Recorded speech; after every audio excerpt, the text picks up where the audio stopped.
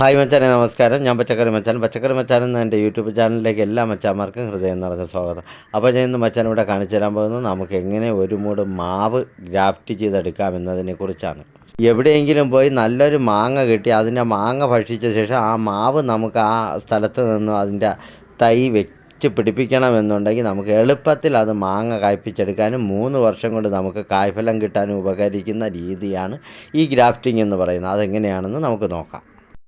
അപ്പോൾ മച്ചാനെ, നമുക്ക് ഇതുപോലുള്ള നല്ലതുപോലെ മാവ് നല്ല സൂര്യപ്രകാശം അടിച്ച് നല്ലതുപോലെ നിൽക്കുന്ന ശിഖരങ്ങൾ വേണം നമ്മളെടുക്കാൻ. അതായത് നല്ല മുറ്റിയ ശിഖരങ്ങൾ, അതിൽ നിന്ന് നല്ല ആക്റ്റീവായിട്ടുള്ള മുകുളങ്ങൾ വരാൻ വേണ്ടിയുള്ള ശിഖരങ്ങൾ വേണം നമ്മൾ ഗ്രാഫ്റ്റിങ്ങിനായിട്ട് എപ്പോഴും ഇതെടുക്കാൻ. ഇപ്പോൾ ഇതെന്ന് പറഞ്ഞാൽ ഇതൊരു വലിയ മാങ്ങ കായ്ക്കുന്ന മാവാണ്. ഇതിൽ ഒരു ശിഖരമാണ് ഞാൻ മറ്റൊരു മാവിൽ വെച്ച് പിടിപ്പിച്ച് തയ്യാക്കാൻ വേണ്ടിയിട്ട് തയ്യാക്കി കാണിച്ചു തരുന്നത്.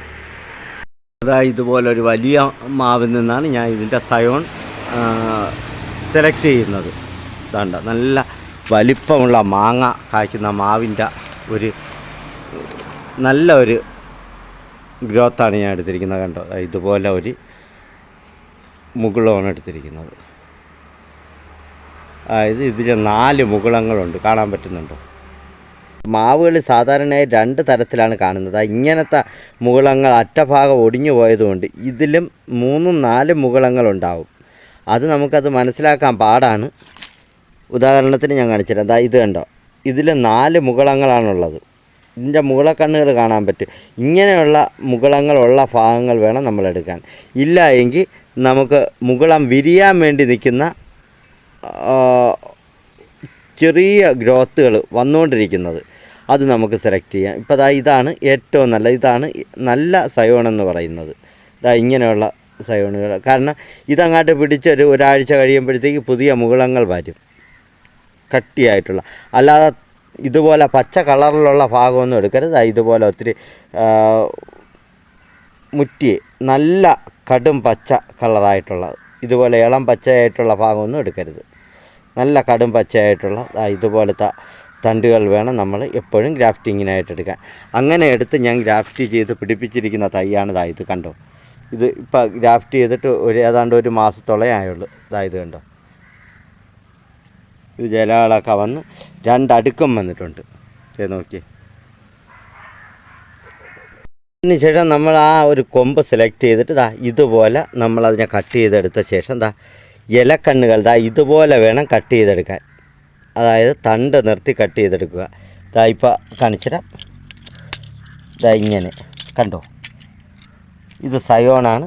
ഈ സയോണിൻ്റെ ഇലകൾ ചേർത്ത് കട്ട് ചെയ്യാൻ പാടില്ല.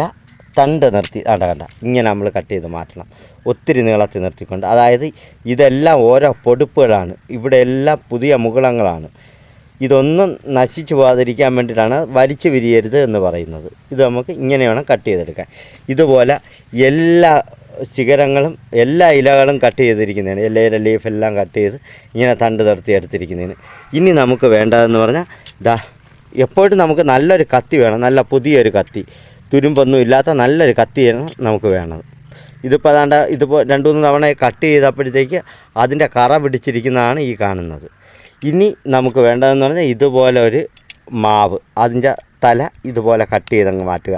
ഒരു 10 സെൻറ്റിമീറ്ററെങ്കിലും പൊക്കത്ത് വേണം നമ്മൾ കട്ട് ചെയ്യാൻ.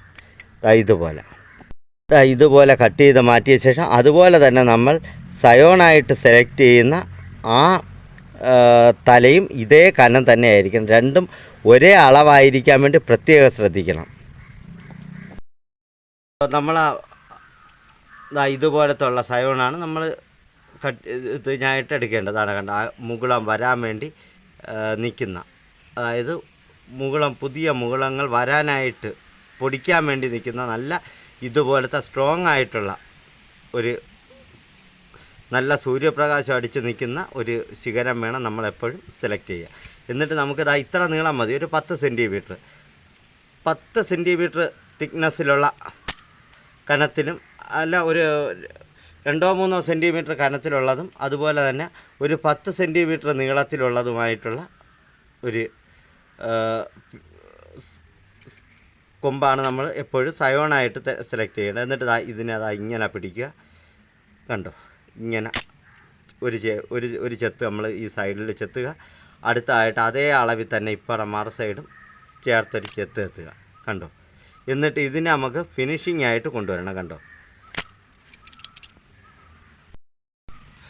ഇതുപോലെ നമ്മൾ ഒരു ഉളി ഷേപ്പിൽ വി ആകൃതിയിൽ തന്നെ കട്ട് ചെയ്തെടുത്തിരിക്കണം. കണ്ടോ, ഇത് കണ്ടോ, വി ആകൃതിയിൽ തന്നെ കിട്ടണം. ഒരു കാരണവശാലും കനമുണ്ടാവരുത്. നല്ല ഷാർപ്പായിട്ട് വേണം, അതായത് മുകളറ്റം തൊട്ട് അടിയറ്റം വരെ ഈ നമ്മളെ തൊലി ഭാഗം ഒന്ന് ചെറുതായിട്ട് തുടങ്ങിയതിന് ശേഷം ഈ തടി സഹിതം ചെത്തി വി ഷേപ്പിൽ രണ്ട് സൈഡും ആക്കണം. വി ആകൃതിയിലൊരു ഷേപ്പ് തന്നെ ആയിരിക്കണം ഇതുണ്ടാവേണ്ടത്. എന്നിട്ട് അതുപോലെ തന്നെ നമ്മൾ ഇത് റൂട്ട് സ്റ്റോക്ക് ഇതുപോലെ സെൻറ്റർ ഭാഗത്തേക്ക് ഒരു മുറിവ് നമ്മൾ ഉണ്ടാക്കുക. കറക്റ്റ് സെൻറ്റർ ഭാഗം നോക്കി. കണ്ടോ, ഇങ്ങനെ ഒരു മുറിവ് ഉണ്ടാക്കിയ ശേഷം അതിലേക്ക് നമുക്ക് നമ്മളെ സയോണിനെ ഇറക്കി വെച്ച് കൊടുക്കണം. സയോൺ ഇറക്കി വയ്ക്കുമ്പോൾ എപ്പോഴും നമ്മൾ ഈ ജോയിൻറ്റുകൾ എപ്പോഴും കറക്റ്റായിരിക്കണം. കാരണം ഒരു കാരണവശാലും തള്ളി നിൽക്കാനോ ഒന്നിനും പാടില്ല. കറക്റ്റായിട്ട് കിട്ടത്തക്ക വിധത്തിൽ തന്നെ നമ്മൾ സയോൺ ഇറക്കി വയ്ക്കണം. കണ്ടോ, ഇതുപോലെ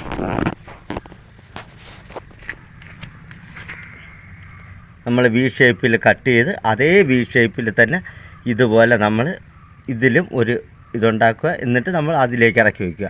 എപ്പോഴും ഈ സൈഡ് എപ്പോഴും ഫിനിഷിംഗ് ആയിരിക്കണം. പട്ടകൾ തമ്മിൽ ചേർന്നിരിക്കണം. ഒരു കാരണവശാലും ഒരു സയോണിൻ്റെ പട്ട അകത്തേക്കും അതുപോലെ തന്നെ റൂട്ട് സ്റ്റോക്കിൻ്റെ പട്ട ഒരു കാരണവശാലും പുറത്തേക്കും വരരുത്.